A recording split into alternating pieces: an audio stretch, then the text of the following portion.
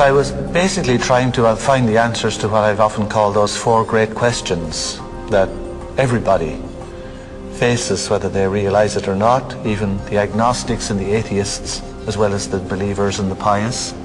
And that is, who are we?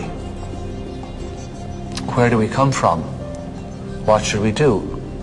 And where are we going?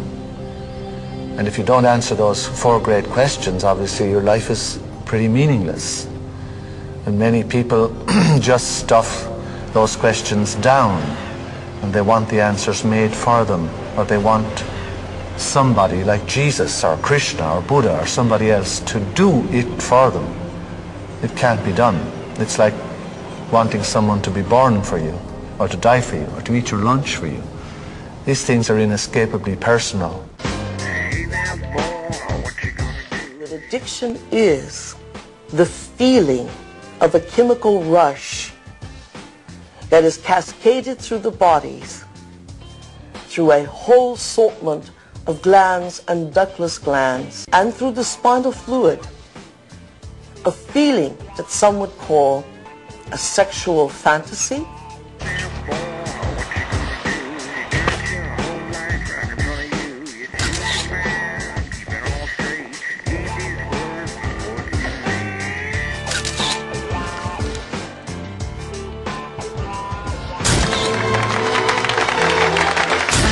Wedding.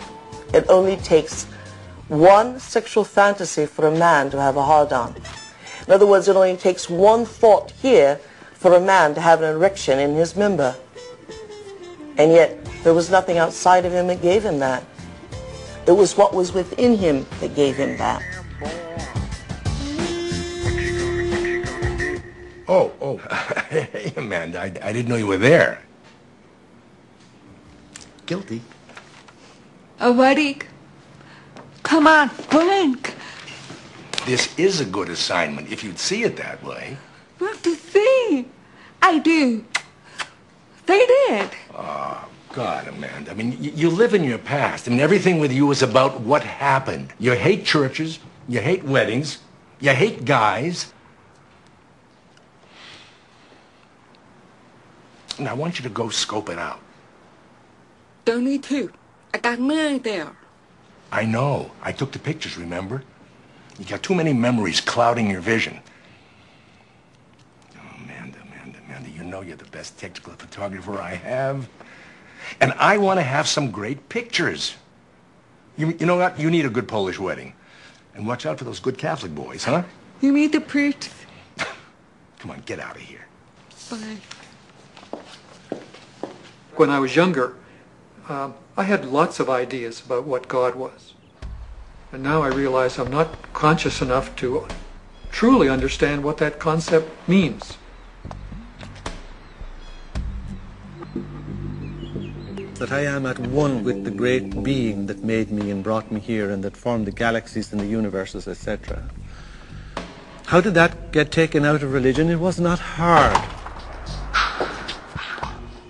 Most of the problems that religion and the various philosophical movements down through the centuries have produced have been errors because that's where they started.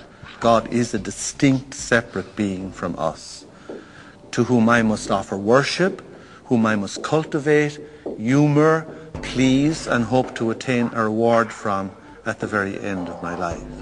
That is not what God is.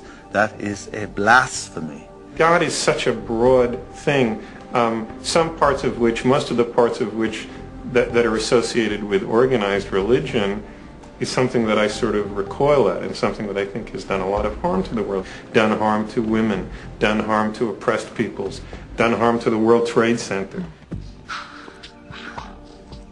Most people think of God as that great figure in the sky with the white beard who's scrutinizing the human race from above. They see us here on earth as in some form of neutral testing ground, where we're placed by God for a period, and God watches from above, registering the scores on his laptop as to whether we perform according to his designs or whether we're offending him, as it's put. An absolutely outrageous idea, How could we offend God, the type of God that people believe in? How could it matter so much to him? How could it, above all, matter that he would find it so serious a situation that he could condemn us to an eternity of suffering? These are bizarre ideas, but obviously they have a great hold on the fears and the limitations and the insecurities of people, which is why religion can play so effectively, whether deliberately or otherwise, on those insecurities. People fall into line very readily when they're threatened by these cosmic sentences of everlasting punishment. One of the problems with organized religions is that there is this sense of separateness, that it's only good to be a Protestant, or that people who are Catholics are the only people who know the way. And I think now our current understanding of quantum physics is this understanding of complete unity, and so that we have to derive our spirituality from a sense of unity.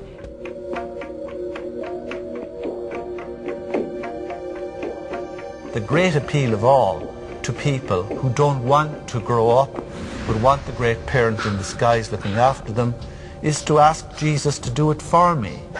If only I place my trust in Jesus, he will save me from my sins and look after me, and all will be well. Well, Jesus cannot eat my lunch for me, and Jesus cannot be born for me, and neither can Jesus save me, because what we're talking about in this, in real terms, is not being saved by anyone, God or otherwise. We are talking about a personal evolution.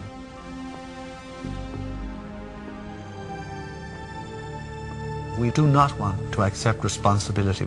We do not want to accept our greatness. So it's very easy for any system of thought, religious or otherwise, that comes along.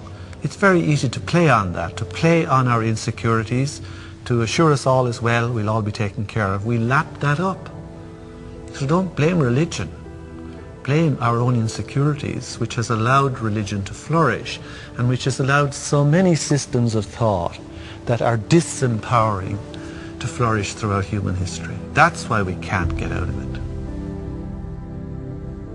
How can any man or woman sin against such a greatness of mind?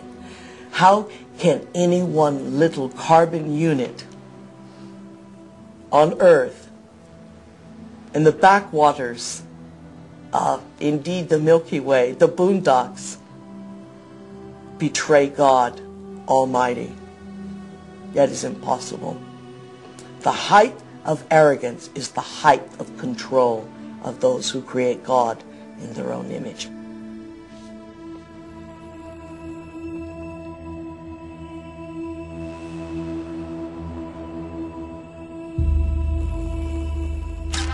I now present to you Mr. and Mrs. Richard Buck Filipowski.